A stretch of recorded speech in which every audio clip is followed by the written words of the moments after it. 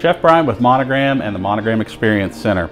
We are going to try fajitas in the 5-in-1. All right, we're going to set this up. Now there's not a fajita setting for you to try, so we've got our pan sprayed, and what I have on here is just some chicken breast that I've sliced up fajita style, marinated it in a little olive oil and some fajita seasoning, some peppers and onions, a little salt and pepper on that.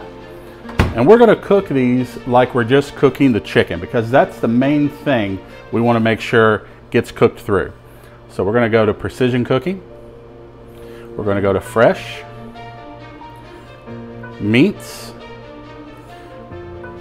poultry, chicken boneless, and I've got about 8 to 10 ounces of chicken on there. So I'm going to select just 3 to 4 pieces at 4 to 6 ounces just to make sure we have enough time on there. We've got our settings. We're going to hit start. We'll keep an eye on this and we'll see how it comes out. All right, time is up. Let's take a look. Oh, that's looking good.